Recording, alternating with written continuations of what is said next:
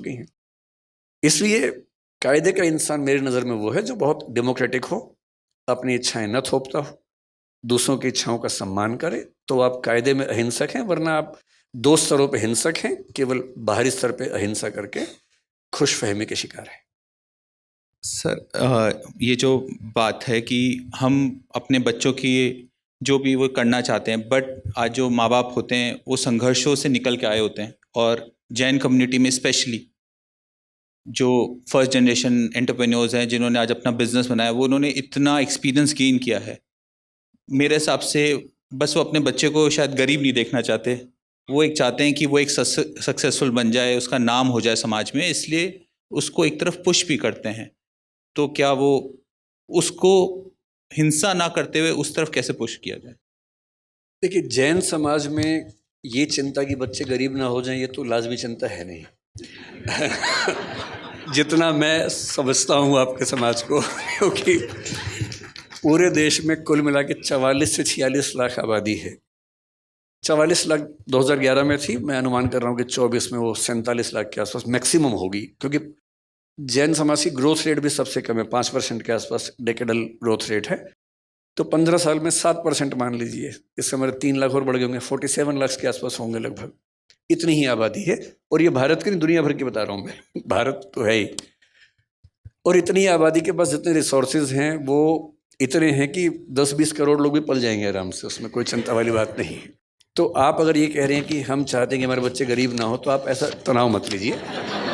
मैं ये बात मैं और ये बात मैं 2 वजहों से कह रहा हूँ। मैंने आज तक जैन और सिख समाज में गरीब लोग नहीं देखे।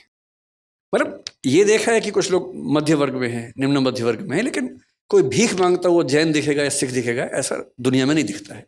और ये बड़ी बात है। यहूदियों के साथ भी ऐसी बात है, नहीं दिखते हैं, तो ये बात है उनके बारे में। दूसरी बात और भी अच्छी है, बाकी समाजों में ये हो सकता है कि बाप ने खूब पैसा कमाया, माँ ने खूब पैसा कमाया, और बाद में बच्चों ने उनको घर से बाहर निकाल दिया। आपके समाज में ये भी नहीं हो सकता, क्योंकि जैन समाज में उद्यम का मामला है, और उद्यमियों को अच्छे से पता होता है कि पैसे की सेफ्टी कैसे करनी है। तो वो इतनी इन्वेस्टमेंट्स और सेविंग्स और वो सब करके रखते हैं कि बच्चा कितना भी नालायक हो, सड़क पे आना ही पड़े तो वो आएगा, हम तो नहीं आएंगे। अगर कभी हमारे परिवारों में ऐसा हो सकता है कि भाई माँ बाप ने नौकरी की, हम तो नौकरी वाले परिवारों से हैं, हमारे पूरे खानदान में मैं लगभग अकेला हूं जो उद्यमी है, बाकी सब नौकरी करने वाले लोग हैं। मैंने भी शुरू में नौकरी की थी। तो क्या होता है कि जिंदगी भर कमाते हैं, फिर एक घर बनता है, फिर बच्चा कहता है कि पेंशन के पैसे मुझे अपना उद्यम करना है या कुछ करना है। पेरेंट्स इमोशनल हो जाते हैं कि बच्चा ही तो है, उसको पैसे दे देते हैं। फिर 2-4-5 साल बाद नीयत बदल सकती है बच्चों की, फिर एक दिन घर से बाहर फिकवा देंगे पेरेंट्स को, ऐसा हो सकता है, जैसे हमने कुछ घटनाएं देखी। अब ये पेरेंट्स मूर्ख पेरेंट्स हैं, इन्होंने जिंदगी भर मेहनत करके घर बनाया, बच्चे को दे दिया, पेंशन के पैसे बच्चे को दे दिए, जो सेविंग्स थी बच्चे को दे दी। हर बच्चा उतना लायक थोड़ा ना, इतना संवेदनशील थोड़ा ना है। समझदार पेरेंट्स ऐसी भूल कभी नहीं करते हैं, और मुझे अच्छे से पता है कि आपके नहीं होता होगा। लेकिन तीसरी बात जो आपका सवाल था वो ये कि हम चाहते कि हमारे बच्चे अच्छा करें, नाम कमाएं, तो कैसे पुश करें उनको। पुश करना कोई बुरी बात नहीं है। 18 साल तक के बच्चे को तो पुश करना लीगली भी ठीक है, और मॉरली तो जिंदगी भर आपका बच्चा तो बच्चा ही रहेगा, सीधी सी बात है। मैं सिर्फ इतना कह रहा हूं कि इम्पोज करने के बजाय अगर आप समझाएंगे तो वो आपका सम्मान भी करेगा, बुढ़ापे में साथ भी देगा, क्योंकि उसको पता है कि मेरी इच्छाओं का सम्मान किया गया था, तो वो आपकी इच्छाओं का सम्मान करेगा। आजकल कई देशों में क्या होता है, पनिशमेंट्स नहीं है। जैसे हमारे देश में तो मार पिटाई हो जाती है, स्कूलों में अब कम हो गई है। हमारी पीढ़ी आखिर ये जो खूब पिटी स्कूल में, आप भी शायद पिटाई होंगे ना। हाँ, अब आपके बच्चे नहीं पिट रहे होंगे, क्योंकि आजकल दिल्ली में और बड़े शहरों में ये कंसेप्ट आ गया है कि स्कूलों में पिटाई नहीं करनी है। हाँ, माँ बाप भी नहीं चाहते कि बच्चे पिटे, और वैसे भी स्कूलों में भी ये विचार आजकल प्रबल है। अच्छा, टीचर से आप पूछे, टीचर्स बोलते हैं कि बच्चे बिना पिटे मानते ही नहीं है। सच बात क्या है, बच्चों को पनिशमेंट देना जरूरी है, लेकिन पनिशमेंट के 1000 तरीके हैं। मैं पिछले साल अमेरिका में 2 यूनिवर्सिटीज़ में मुझे बुलाया गया था बोलने के लिए, मिशिगन और येल में। तो वहाँ गया, तो वहाँ के कुछ पेरेंट्स से मिलना हुआ। मैंने उनसे पूछा कि मैंने कहा जैसे हमारा बच्चा बहुत छांटा हो तो हम एक आध तो लगा ही देते हैं कभी कभी उसको। आप कैसे हैंडल करते हैं? बच्चे तो वहां भी ऐसे ही होते हैं। उन्होंने क्या किया है कि सॉफ्ट पनिशमेंट्स निकाल ली हैं। जैसे कोई बच्चा क्लास में नहीं पढ़ रहा, उसको लिखने से बड़ी दिक्कत है, तो पनिशमेंट ये है कि वो 10 पेज लिखेगा, कोई मार पिटाई नहीं होगी, 10 पेज लिखने हैं उसको। कोई बच्चा बहुत बातूनी है, बहुत बात कर रहा, नहीं मान रहा, उसकी पनिशमेंट क्या है? अगले 4 घंटे तक वो अकेला बैठेगा, किसी से बात नहीं करेगा। उसके लिए वही इतनी बड़ी पनिशमेंट हो जाती है कि 4 घंटे चुप बैठना है। तो उसके बाद फिर वो कंट्रोल में आता है। 10 पेज लिखने हैं तो कंट्रोल में आता है। और उस पनिशमेंट से क्या हुआ? फायदा हो गया, लिखना भी सीख गया। तो जो मैं कह रहा हूं, बच्चों को पुश करना ठीक है, मोटिवेट करना ठीक है, परसुएट करना ठीक है, समझाना ठीक है। कोई बच्चा कहे कि मैं तो पापा राइटर बनना चाहता हूँ, सीए नहीं बनना चाहता, समझाइए उसको। और बच्चे बड़े समझदार होते हैं, उनको बस दोनों पक्ष समझाने होते हैं। आप 4 अच्छे सीए से मिलवा दीजिए, 4 अच्छे राइटर से मिलवा दीजिए, और जब उनसे मिल के सारी बातें समझेंगे तो उनको खुद समझ में आएगा कि मेरे लिए क्या सही बात। और मैंने देखा है कि 90% से ऊपर मामलों में ठीक परसुएशन मिल जाए, ठीक से समझा दिया जाए तो बच्चे समझ जाते हैं। और फिर वो उनको सेंस ऑफ ऑनरशिप होती है कि ये फैसला मैंने पूरे होशो हवास में खुद लिया था, मैं इसके लिए जिम्मेदार हूँ। फेल भी हुआ तो जिम्मेदारी मेरी है, न कि मेरे माँ बाप की है। ये सेंस ऑफ ओनरशिप बहुत महत्वपूर्ण चीज़ है। सर, सेंस ऑफ ओनरशिप जो आज बात करते हैं, आज के पेरेंट्स, हमारी जनरेशन तो ऐसे रही है कि ऊपर भी पिटी है और अब नीचे भी पिट रही है। तो लेकिन जो आज के पेरेंट्स हैं, पहले का तरीका था कि बच्चे को हमेशा कड़ाई में रखो, बट आज के पेरेंट्स का ये हो गया कि जो हमें नहीं मिला वो हमारे बच्चों को मिलना चाहिए। और बच्चों को सब कुछ मिलता है जो उनके विकास के लिए ज़रूरी है, बट इतना कुछ मिल जाता है वो डिस्ट्रैक्ट हो जाते हैं। वो एक उस पर उनको उस चीज़ का नहीं मिलता कि मेरे को ये सब कुछ मिल रहा है, और वो फोकस कैसे बच्चों के लिए। क्योंकि एक कवि है जिसने, मैं उसकी कुछ पंक्तियाँ यहाँ पे बोलना चाहूँगा। लोहा जितना तपता है उतनी ही ताकत भरता है, सोने को जितनी आग लगे वो उतना प्रखर निकलता है, सूरज जैसा बनना है तो सूरज जैसा जलना होगा, नदियों सा आदर पाना है तो पर्वत छोड़ निकलना होगा। तो बच्चों को कि सब कुछ मिल रहा है तो कैसे एक डायरेक्शन के लिए आगे जाएं? मतलब 3 बातें इसमें हैं। पहली बात यह कि आपने स्ट्रगल किया, हमने स्ट्रगल किया, हम चाहते हैं कि हमारे बच्चों को स्ट्रगल ना करना पड़े। बहुत जेन्युइन सी फीलिंग है। ये केवल मनुष्यों में नहीं, हर प्राणी में फीलिंग है कि उनके बच्चों को संघर्ष ना करना पड़े। तो हम भी ऐसा चाहते हैं, हर कोई चाहता है। लेकिन होता क्या है कि जो हमारा थॉट पैटर्न है, रियलिटी उसके ठीक विपरीत है। जैसे आप हैं, मैं हूं, और बहुत लोग हैं जिन्होंने बहुत स्ट्रगल करके अचीवमेंट्स हासिल की। जब अपने बच्चों को सुविधाएं देते हैं, उनका लॉजिक क्या होता है कि बेटा हम तो लाइट भी नहीं आती थी, टेबल लैंप जलाते थे। टेबल क्या, वो जो डिबरी वाला होता था, ऑयल वाला जो लैंप होता था, लालटेन जलाते थे, उससे पढ़ते थे। तुम्हें तो एसी, पंखा, कूलर सब कुछ मिला हुआ है, इतने बढ़िया लाइट्स मिली हुई हैं, लाइट भी नहीं जाती है, जनरेटर भी लगा हुआ है। बेटा एक तो हमारे पुरानी पीढ़ी में सब पेरेंट्स का स्कूल नदी के उस पार ही था। हमारा स्कूल तो नदी के उस पार था। मैं परेशान हूं कि सारे स्कूल नदी के उस पार थे, तो लोग इस पार क्यों रहते थे? उसी पार रह रहे थे। पर पर सभी के पिताजी नदी के उस पार पढ़ते थे, और नदी पे पुल भी नहीं होता था। नदी पैदल पार करते थे, 10 मील दूर चल के जाते थे, फिर स्कूल में स्ट्रगल होती थी। ये हम सब ने सुना है। लेकिन उनके बच्चों को सुविधाएं बेहतर मिली, हमारे बच्चों को और मिल रही हैं। लेकिन जो सही लॉजिक है वो क्या है? कोई व्यक्ति इतना महान इसलिए बना, इतना अच्छा इसलिए बना कि उसने स्ट्रगल की थी।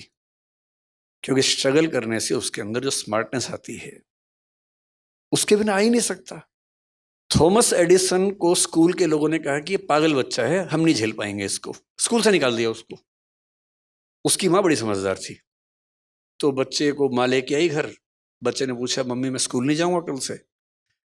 तो बोली, हाँ बेटा, क्यों? तो उसने कहा, प्रिंसिपल कह रहे थे कि बाकी बच्चे तुम्हारे साथ चल नहीं पाएंगे। बात तो सही बोली, पर दूसरे तरीके से बोली। घर में पढ़ाया, 12 साल की उम्र में उसको सेल्समैन बना दिया। 14 साल की उम्र में वो टेलीकॉम ऑपरेटर बना पहली बार। जिज्ञासा पैदा हुई, रिसर्च करने लगा, करते करते उसने 20-25 की उम्र में, जिसको हम फोनोग्राफ कहते हैं, उसका आविष्कार किया। और वो आदमी जिसको स्कूल ने पागल कह के, मेंटली रिटार्डेड कह के निकाला था, 1078 पेटेंट उसके नाम पे हैं। ये वो बच्चा था, क्योंकि उसको स्ट्रगल मिली। जिसको स्ट्रगल नहीं मिलेगी कोई खास तीर नहीं मार पाएगा। सही बात है। इसलिए अगर आप चाहेंगे आपके बच्चों को सारी सुविधाएं मिले तो एवरेज लोग बनेंगे, बहुत खतरनाक किस्म के लोग बनेंगे इस पर के चांसेस कम है। तो तरीका ये है कि सुविधाएं दें, थोड़ा सा लिमिट करें, और कोशिश करें कि किसी एक मामले में फायर उनके अंदर पैदा हो। किसी एक मामले में उनको 10 ऑप्शन दीजिए कि भाई तुम्हें खेलना है तो 4 दिन ये खेल खेल के देखो, क्रिकेट खेल के देखो, फुटबॉल खेल के देखो। जिस खेल में उनका एप्टीट्यूड ठीक से काम करे, उनका मन भी लग जाए, उसमें आगे बढ़ाइए। जिस दिन आपके बच्चे को कोई फील्ड मिलेगी जहां उसका मन कर जाएगा, फिर ये चीज बीच में नहीं आएगी कि सुविधाएं हैं तो बच्चे आगे नहीं बढ़ रहे, फिर बढ़ेंगे। उनको इंटरेस्ट वैसा डेवलप होना चाहिए। तो आपके और मेरे लिए सलाह ये है, क्योंकि हमारे बच्चे उस स्थिति में हैं कि संघर्ष वैसे तो नहीं मिलेगा उनको, तो थोड़े और संघर्ष, थोड़ा हॉस्टल लाइफ जब मिलेगी, बाहर जाएंगे, 50 लोगों से मिलना जुलना होगा, वो होगा। एक ऐसी फील्ड चुनवा दीजिए जो उनके इंटरेस्ट की हो और उसमें उनका मन करे कि मैं कमाल कर दूं, तो फिर आप पाएंगे वो सारे सिम्टम्स दिखेंगे जो हमें अभी नहीं दिख रहे। एक इसमें आखिरी छोटी सी बात मैं आप सबसे रिक्वेस्ट करूंगा। देखिए, मेरा एक बेटा है, एक बिटिया है, जो मतलब हमारे भाई साहब की बेटी है, हमारे साथ रहती है। दोनों बच्चे 17 साल के भी हैं, 18 के होने वाले हैं। एकदम सामान्य बच्चे हैं, पढ़ने में भी सामान्य हैं, हर चीज में सामान्य है। ज्यादा स्ट्रेस लेना नहीं है, साधारणता को एंजॉय करना है। हर बच्चा महान नहीं बन सकता। और एक बात और ध्यान रखनी है, जब तक स्पार्क ना हो आप कुछ बड़ा नहीं कर सकते। और स्पार्क हर व्यक्ति के जीवन में अलग अलग टाइम पे आता है। विवेकानंद जब तक रामकृष्ण परमहंस से नहीं मिले थे, वो स्पार्क नहीं आया था। वहां जाके स्पार्क आया, तब वो महान बने। महावीर स्वामी 30 की उम्र में घर से निकले और उसके बाद 12 साल तपस्या की उन्होंने। भगवान बुद्ध 28 की उम्र में घर से निकले। आप पाएंगे जितने महान लोग हैं, लगभग 28 से 35 के बीच की एज में वो महानता के पहले बिंदु पर पहुंचते हैं। और हम 13 साल में, 14 साल में उम्मीद करें कि बच्चा कमाल कर दे। उस स्पार्क का वेट कीजिए, चिंगारी कभी तो लगेगी। वो चिंगारी जब लगेगी कमाल हो जाएगा, आप चिंता मत कीजिए। चिंगारी का इंतजार कीजिए, चिंगारी का माहौल बनाइए, घास फूस इकट्ठा करते रहिए ताकि चिंगारी आए तो आग लग जाए। बस हमारा उतना ही काम है। आपने थॉमस एडिसन का कहा कि वो सेल्समैन बना। सेल्समैन तो आप भी बने थे, आपने कैलकुलेटर बेचे। तो जब जिंदगी का आपका वो पड़ाव आया, जब आप डाउन एंड डस्टेड थे, तो वहाँ से कैसे उठे? मैं 16.5 की उम्र में DU में पढ़ने आया था और घर में कुछ ऐसी दुर्घटनाएं हुई कि मुझे 17.25 साल की उम्र से नौकरी करनी शुरू करनी पड़ी। जैन समाज में शायद सामान्य बात है, 15-16 साल में बच्चा गले पे बैठ ही जाता है आपके समाज में। मैंने सुना है कि ऐसी ट्रेनिंग होती है और ये ट्रेनिंग का बड़ा अच्छा तरीका है। क्योंकि जब मैंने पहली बार एक जैन को ये बात बताई, बोला हमारे तो होता ही है, इसमें क्या खास बात है। तो मैंने कहा हमारे नहीं होता भाई, हमारे लिए तो ये अलग बात थी। तो मैंने करीब 17 साल की उम्र में सेल्समैन की नौकरी की, कैलकुलेटर्स बेचता था उन दिनों। अच्छा टाइम था, खूब दुत्कारा जाता था।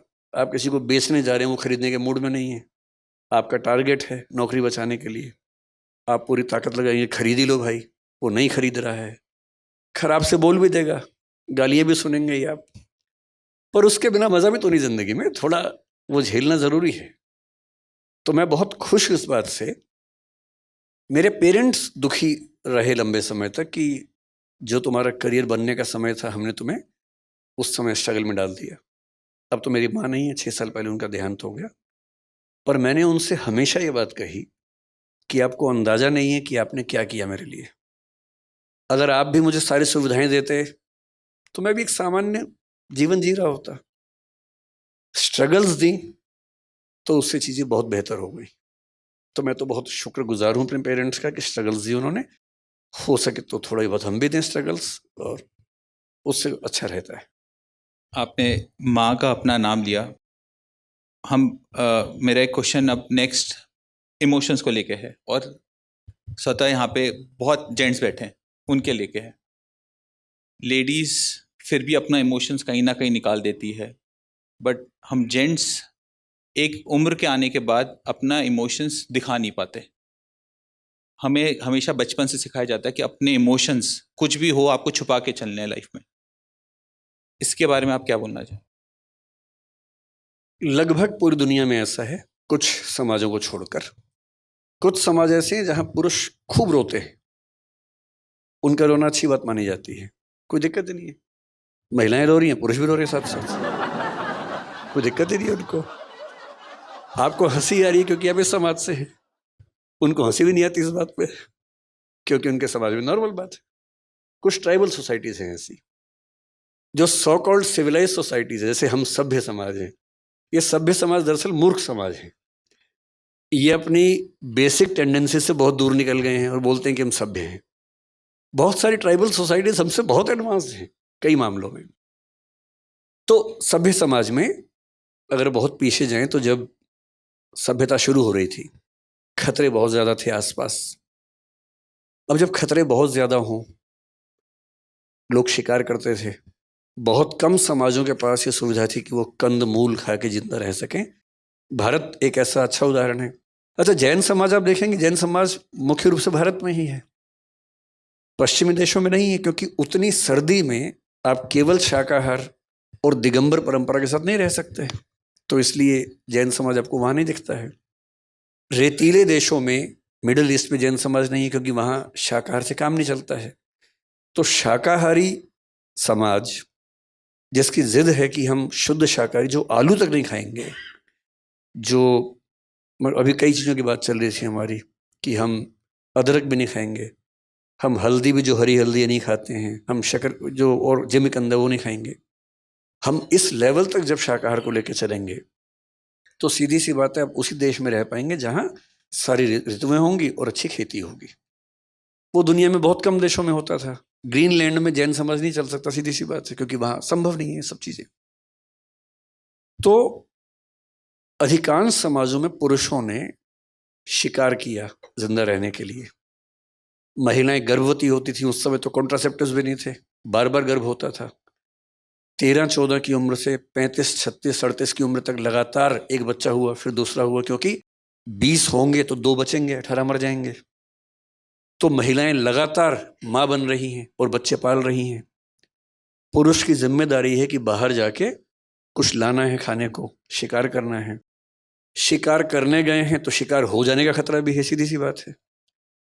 तो उस समय के पुरुषों की जो परवरिश हुई वो ये थी कि उनको बहुत साहसी होना है, लड़ाकू बनना है।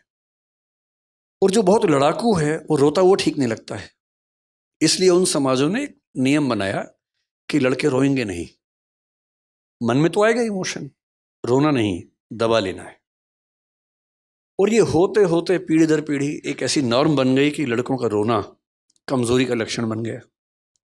अब तो घरों में क्या है, 2 साल का लड़का भी रोए तो क्या बोलते हैं मम्मी और पापा, तो लड़की है, तो बेटी है। और उसको इसमें 2 बात समझ में आती है, एक तो ये कि गलत है, दूसरा लड़की होना लड़का होने से खराब बात है। क्योंकि कोई लड़का रोए और आप कहें तो लड़की है, इस पे अंडरस्टूड है कि लड़की होना खराब बात है, लड़का होना अच्छी बात है।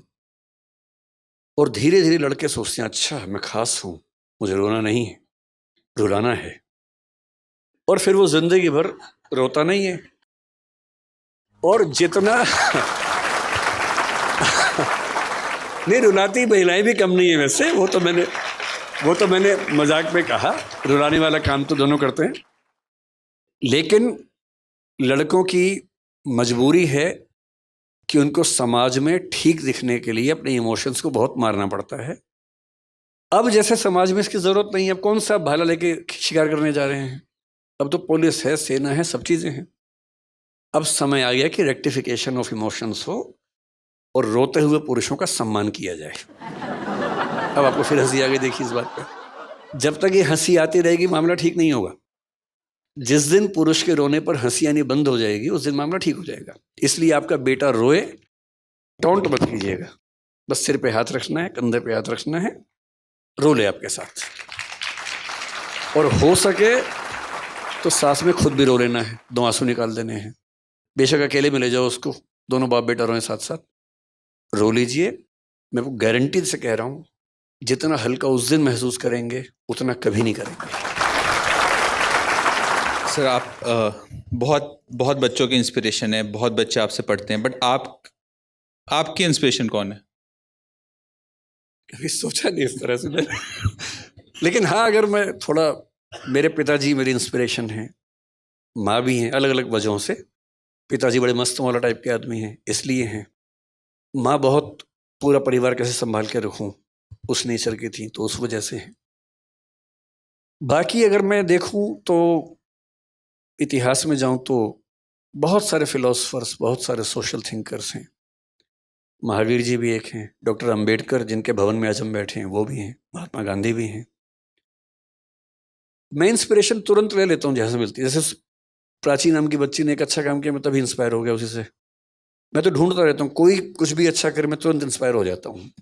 तो ऐसे लिस्ट बनाऊंगा तो कई हजार नाम निकलेंगे उसमें, लेकिन मैं बहुत इन्फ्लुएंस किसी एक व्यक्ति से नहीं हूँ, बहुत लोगों से अलग अलग हूँ।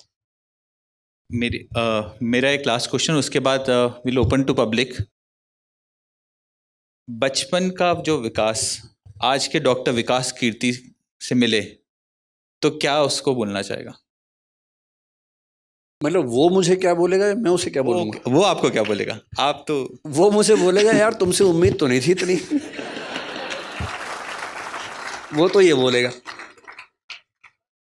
और मैं उसको बोलूंगा यार थोड़ा सा बचपन में साइंस पढ़ ली होती तो और अच्छे होते, थोड़ा सा म्यूजिक पे हाथ साफ कर लेते तो और बेहतर हो जाते।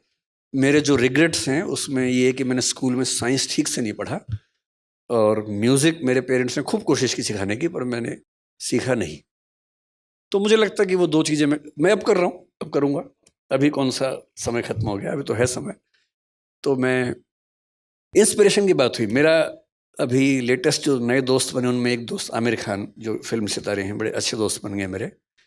तो उस दिन पहले हम लोग साथ बैठे थे, उन्होंने बड़ी सुंदर बात बताई। उनकी उम्र 59 साल अभी हुई है, 14 मार्च को उनका जन्मदिन था, मैं उस दिन वहीं उनके घर पे था।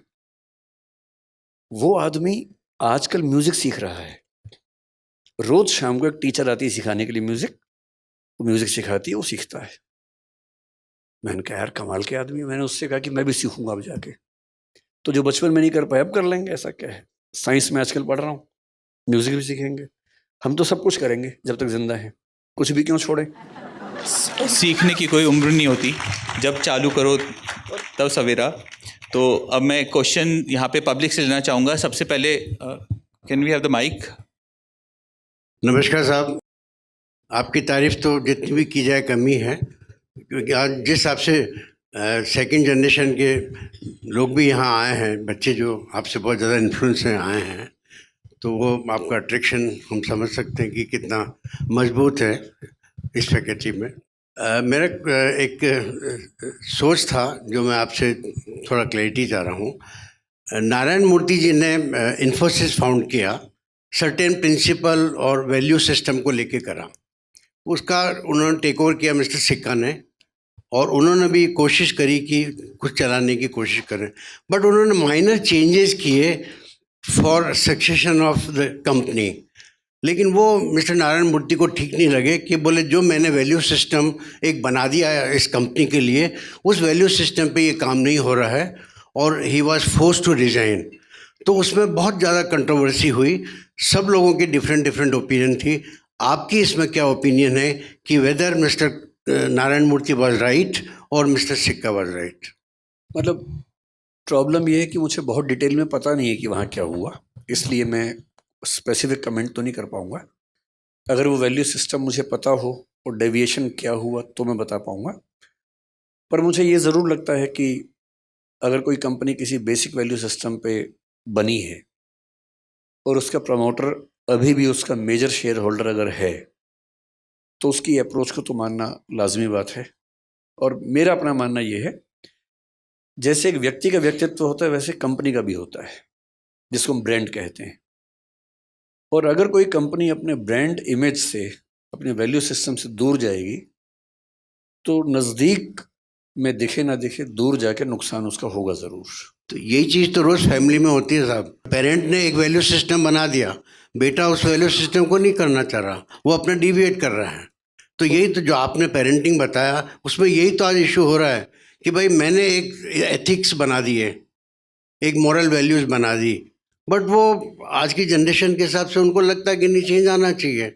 तो वहाँ पेरेंटिंग में कितना कॉम्प्रोमाइज़ करना चाहिए? इसमें ये बात अलग हो गई, ये ठीक वो बात नहीं। फादर ने वैल्यू सिस्टम बनाया, मतलब पहली बात तो फादर मदर ने मिलके बनाया तो ज़्यादा अच्छा है, केवल फादर बनाई अच्छी बात नहीं है, दोनों मिलके बनाए तो ज़्यादा अच्छा रहता है।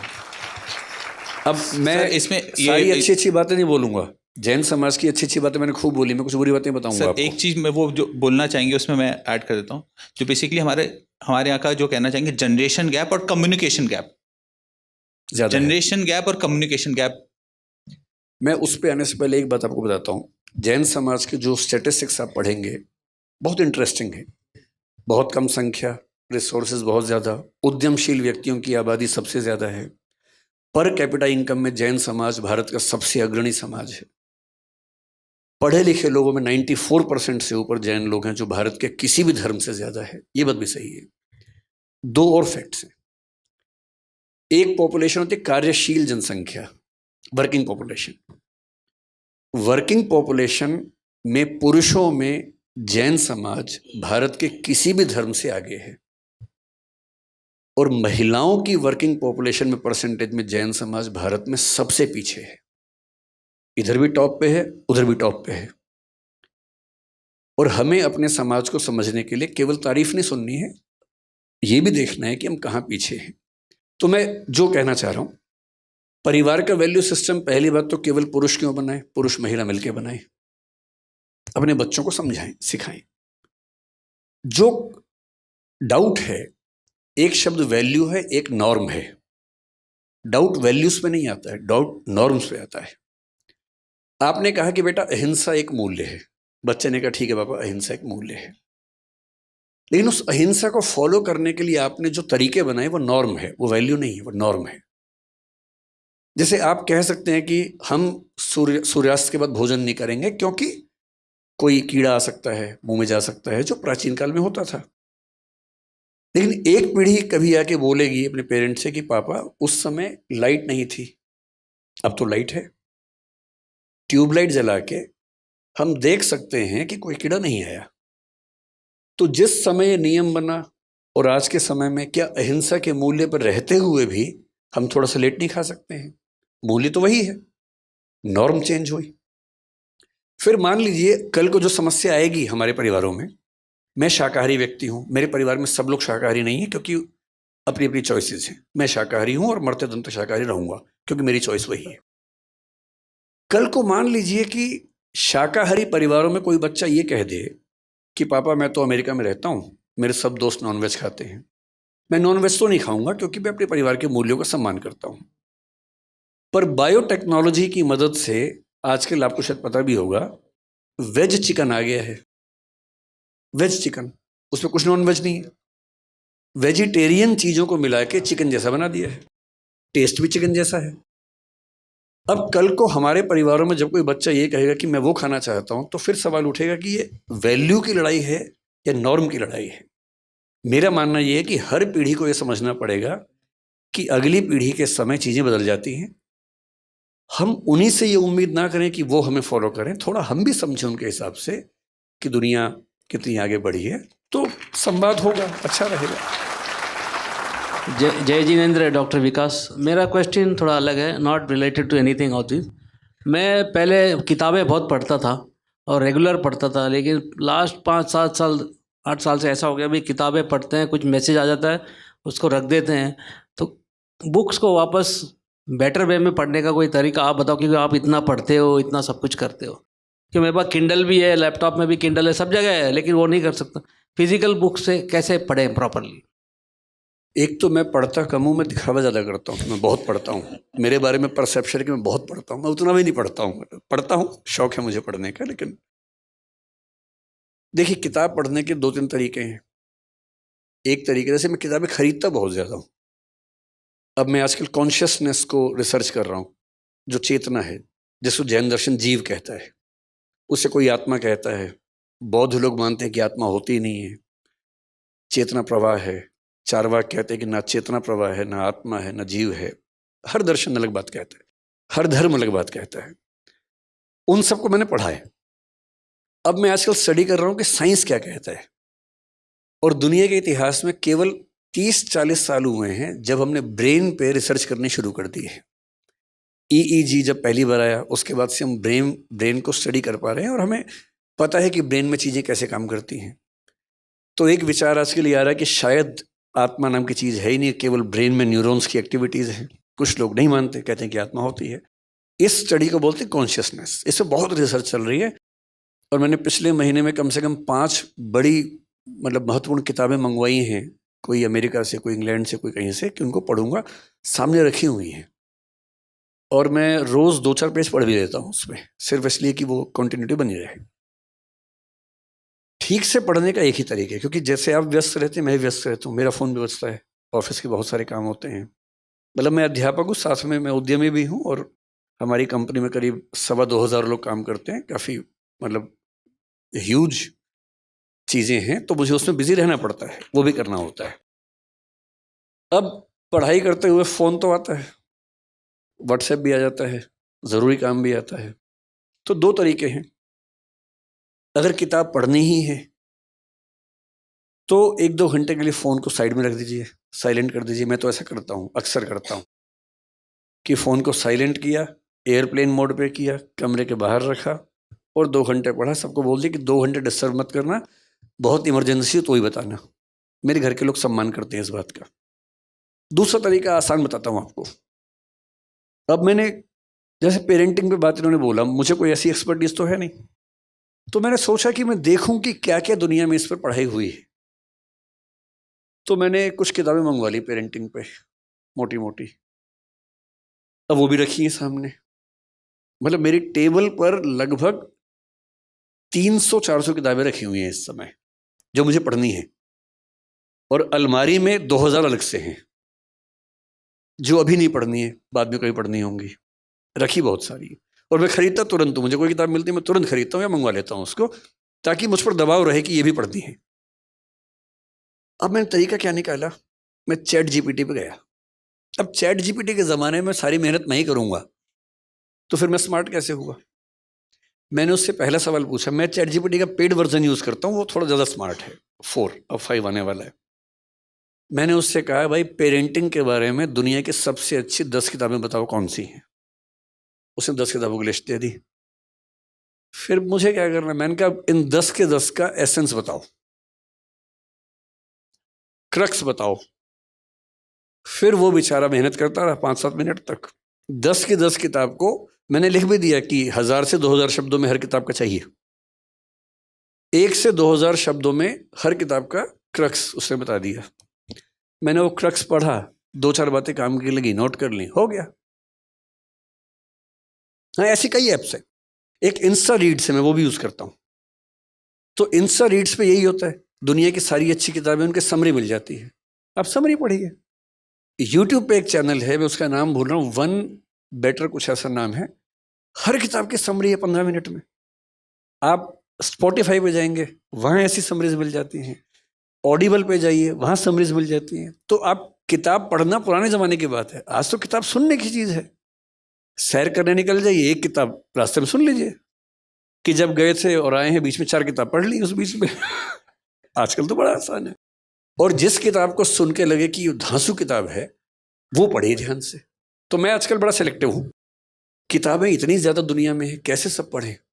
तो मेरा तरीका, अब जैसे जैनिज़्म पर मुझे बात करने का मन था बीच में। ओशो जैन समाज से थे, उनका चंद्रमोहन जैन नाम था उनका। वो आप लोग 13पंथी, 20पंथी, स्थानकवासी, मूर्ति पूजक कम्युनिटीज़ में हैं। वो दिगंबर जैन में 13पंथी, 20पंथी के अलावा एक और कम्युनिटी है जिसका नाम तरणपंथी है। आप में से कितने लोग जानते हैं मुझे नहीं पता, उसका नाम बहुत कम लोग जानते हैं। तरणपंथी, उसके आचार्य थे तरण तारण नाम के। उन आचार्य पे उन्होंने अपनी सबसे पहली 2 किताबें लिखी ओशो ने। ओशो की पहली स्पीच 1965 में स्वामी तरण तारण के बारे में है। ओशो के आश्रम में जो नग्नता आप देखते हैं, उसका मूल असर दिगंबर परंपरा से आ रहा है। और जब ओशो दार्शनिक हुए तो जैन समाज में खुशी की लहर छा गई कि एक इतना अच्छा विचारक हमारे समाज से आया है। पर 2 मुद्दों पर झगड़ा हुआ और वो जैन समाज से अलग हो गए। जैन समाज ने उनको अलग कर दिया, उन्होंने कहा कि तुम क्या कर रहे हो, मैं ही हो जाता हूँ, तो वो अलग हो गए। लेकिन बहुत इंटरेस्टिंग बात है कि उन्होंने जैनिज्म पर 4 इतनी मोटी मोटी बुक्स लिखी हैं, मैंने वो भी मंगवा ली हैं, वो भी रखी है मेरे सामने। तो क्या होता है, जो किताब सुनने में उपलब्ध है सुन लीजिए, जिसकी समरी उपलब्ध है पढ़ लीजिए, जिसको सुन के या समरी पढ़ के लगे कि ये कमाल की चीज़ है उसे पूरा पढ़िए। इस तरह से आप मतलब 1 साल में कम से कम 50-100 नई किताबों को जान पाएंगे। और मैं अक्सर बोलता हूँ कि एक किताब पढ़ने का मतलब है आपने किसी और व्यक्ति के 40 साल की ज़िंदगी को जी लिया। उसने 40 साल पढ़ के सोच के जो लिखा आपने एक दिन में पढ़ लिया। तो हमारी शारीरिक आयु जैसे मेरी 50 साल है, हमारी सांस्कृतिक आयु 5 लाख साल है हम सबकी। पिछले 5 लाख साल में इंसान ने जो जो सीखा, शिफ्ट करता गया, ट्रांसफ़र करता गया, वो सब हमें मिल गया, मुफ्त में मिल गया। और जिसने हर साल 100 किताब पढ़ ली हैं, सुन ली, 40 मान लें एक को, तो हर साल 4000 साल का हो रहा है वो आदमी विजडम में, समझदारी में। तो किताब सुनिए, पढ़िए, समरी पढ़िए। विकास सर, आपने सबसे पहले कहा कि हमको बच्चों में खुशी ढूंढनी चाहिए जी। हर चीज़ के अंदर में खुशी होनी चाहिए। आज का बच्चा अपने दुखों से दुखी नहीं है, पड़ोसी के सुखों से दुखी है। कंपटीशन में मेरे पास मारुति है, तकलीफ नहीं है, उसके पास में ओडी है, तो वो अपनी मारुति छोटी लगती है। अपने पास साधारण पेन है, उसके पास बहुत ब्रांडेड पेन है, तो उसको खुशी कैसे दी जाए, कहाँ उसको सेटिस्फाई किया जाए कि वो अपने दुख, कोई दुख नहीं है, अपना दुख नहीं है, लेकिन दूसरों का जो ज़्यादा सुख है वो उसके दुखों का कारण बन रहा है, इसलिए वो खुश नहीं है। और हमेशा आदमी भविष्य के लिए सोचता है, भविष्य पाता है पता नहीं, वर्तमान भविष्य के लिए खो देता है, और भविष्य आता कब है यह पता नहीं। 80 साल में भी वो भविष्य के लिए काम कर रहा है, वो भविष्य कब आएगा उसमें इंसान फंसा हुआ है। इसके बारे में आपका क्या चिंतन है?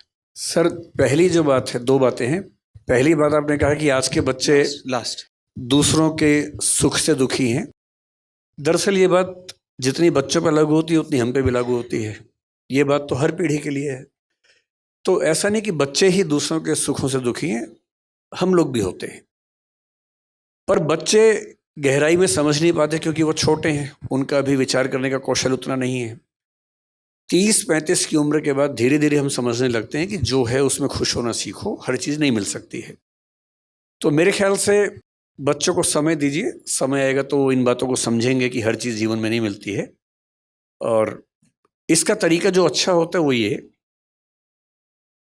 आपके समाज में उतनी दिक्कत नहीं होगी क्योंकि धन की उतनी दिक्कत नहीं है, लेकिन जिन परिवारों में होती है उनका तरीका ये होता है कि मान लीजिए आपका बच्चा कहे कि मुझे एप्पल का फ़ोन चाहिए, और फादर की इनकम बेचारे की महीने की 50,000, 60,000, 70,000 रुपये है, एप्पल का फ़ोन कैसे दे? तो 2-3 तरीके हैं। पहला ये कि डांट के भगा दे उसको, दूसरा ये कि पैसा उधार लेके एप्पल का फ़ोन दे। ये दोनों तरीके गलत हैं।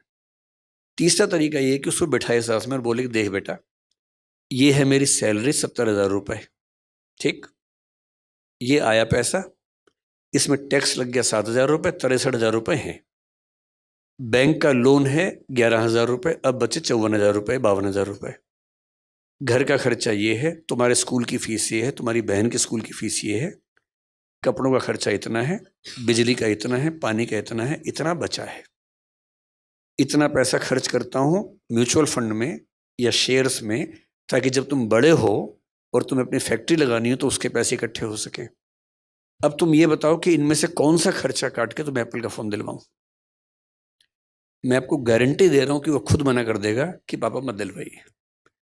समझाने की बात भी तो है ना, केवल डांटने से या मना करने से क्या बात बनेगी? हाँ, लेकिन ये उदाहरण आप पे लागू नहीं हो रहा होगा क्योंकि So we have to wrap it up. So Good evening, sir. My name is Sonali Jain and I'm an educationist. First and foremost, हम सबको पेरेंटिंग के बारे में बहुत वन ऑन एक्सपीरियंस है, पर फिर भी आपके सारे जो डिलीवरी है, आपकी जो एड्रेस है, उससे हम सबको रिचार्ज हुए हैं, उसके लिए धन्यवाद। I just want to bring to everybody's notice a little bit more serious topic which I as an educationist also face, and that is the aggravation of depression, anxiety and even suicide in the students. तो ये जो हम specially अगर UPSC का नाम सुनते हैं और कोटा का नाम सुनते हैं तो सबसे पहले ऑफ कोर्स आईपीएस आईएएस से ख्याल तो आते ही हैं, and gratitude to all of that, but suicide के केसेस बढ़ते जा रहे हैं, ना केवल वहाँ, यहाँ दिल्ली में भी, बड़े शहरों में भी, छोटे शहरों में भी. सो इसका क्या कारण है? Is it because the children of today, the generation of today is less resilient, उनमें सहनशीलता की कमी है, या हम पेरेंट्स की कमी है कि हमें इंस्टेंट ग्रैटिफिकेशन उनको देते हैं और उन्हें एज आपने कहा स्ट्रगल से गुजरने नहीं देते, या फिर हमारा जो समाज है वो अभी भी पिछड़े हुए समाजों में ही है जहाँ पे कंपटीशन इतना ज़्यादा है and survival of the fittest की पोजीशन आ गई है, जहाँ लाखों करोड़ों सीट्स लोग हैं लेकिन सीट्स खाली 100 या 200 अवेलेबल है. So what is your take on it, and how can we get rid of the situation or at least bring it into control as parents? Thank you. Suicide क्यों होता है इसका जवाब कुछ लोगों ने बहुत रिसर्च करके दिया हुआ है, मैं उसी को थोड़ा ब्रीफ कर देता हूँ. आपने कहा कि हमारा समाज पिछड़ा हुआ है, तो बहुत इंटरेस्टिंग बात यह है कि पिछड़े हुए समाजों में सुसाइड्स नहीं होते हैं. आप किसी ट्राइबल सोसाइटी में सुसाइड कभी नहीं सुनेंगे. यहाँ तक कि अगर आप सुसाइड को स्टडी करेंगी तो आप पाएंगे कि जैन समाज में बाकी समाजों की तुलना में कम सुसाइड्स होते होंगे. इसके साथ साथ मुस्लिम्स में काफ़ी कम होते होंगे. एक मैक्स वेबर नाम के बहुत प्रसिद्ध सोशोलॉजिस्ट हुए, उन्होंने स्टडी किया, एमाइल डर्कहाइम ने किया, 26,000 सुसाइड केसेस को स्टडी किया निष्कर्ष निकालने के लिए कि सुसाइड क्यों होता है. और इंटरेस्टिंग बात है, जो जजमेंट था उसमें एक ये था कि दबाव रहे तो सुसाइड कम होता है, ना रहे तो ज़्यादा होता है. जो फैमिली में है, बेशक फैमिली ठीक ना हो तो सुसाइड होने की संभावना कम है, अकेला है तो ज़्यादा है, प्रोटेस्टेंट है तो ज़्यादा संभावना है, कैथोलिक है तो कम संभावना है. ऐसे कई उन्होंने रिजल्ट्स निकाले. तो ज़्यादा क्यों होते हैं सुसाइड? इसकी बड़ी वजह यह है कि जब बच्चे अपने घरों से दूर होते हैं, परिवार से इमोशनल बॉन्डिंग उतनी नहीं होती है, अच्छे दोस्त नहीं होते, कंपटीशन ज़्यादा है, जिसकी दुनिया में रिश्ते नहीं हैं, जिसकी दुनिया में अच्छे दोस्त दो चार नहीं हैं, जिसकी अपने पेरेंट्स के साथ अनकंडीशनल बॉन्डिंग नहीं है, वहाँ ये खतरा ज़्यादा होता है. इसलिए कुछ लोग कहते हैं कि माँ बाप की भूमिका क्या है. उनमें से एक को, आमतौर पे माँ को अनकंडीशनल लव देना चाहिए और एक को, आमतौर पे पिता को कंडीशनल लव देना चाहिए. कंडीशनल लव का मतलब है रिस्ट्रिक्शन के साथ कि बेटा ये करोगे तो प्यार मिलेगा, नहीं तो नहीं मिलेगा, ये नहीं करोगे तो ठीक नहीं होगा. बच्चा कुछ कर दे तो उसको प्यार किया, शाबाशी दी, सब कुछ दिया, ताकि बच्चे को ये आदत हो कि सब चीज़ें मुफ्त में नहीं है, मुझे भी कुछ परफॉर्म करना होगा. और माँ की तरफ से उसको ये भरोसा हो कि कुछ भी बिगड़ जाए ये तो है ही मेरे साथ. तो एक अनकंडीशनल लव, ताकि कुछ भी दिक्कत आ जाए तो उसको पता है कि एक सहारा है, और दूसरा व्यक्ति हल्का हल्का तनाव देता रहे, स्ट्रगल देता रहे, ताकि बच्चा आगे भी तो बढ़े. दोनों काम करने हैं. मैं दावे से कह रहा हूं कि जिन घरों में बच्चे और माँ बाप ठीक से बात कर लेते हैं वहाँ सुसाइड नहीं होते. जिस बच्चे के साथ दो बढ़िया दोस्त हैं वहाँ सुसाइड कभी नहीं होगा. एक वीडियो कोरोना में बहुत पॉपुलर हुआ था, आपने भी देखा होगा व्हाट्सएप पे. मैं चाहता हूँ कि कभी ऐसा मेरे परिवार में हो, हालांकि चांस कम लग रहा है मुझे. क्या वीडियो है? एक सिख फैमिली है, पिता बीमार है, बिस्तर पे लेटा हुआ हॉस्पिटल में. उसको खुश करने के लिए उसकी बेटी, बेटा, पत्नी और माँ डांस कर रहे हैं म्यूजिक पे. और मैं सोच रहा हूँ कितना सुंदर परिवार है. घर में एक व्यक्ति बीमार है, उसकी बेटी, बेटा, पत्नी और उसकी माँ जिसकी उम्र 80 साल के आसपास है, वो सब भंगड़ा डांस कर रहे हैं ताकि वो बेड पे लेटे लेटे खुश हो और वो हंस रहे साथ साथ.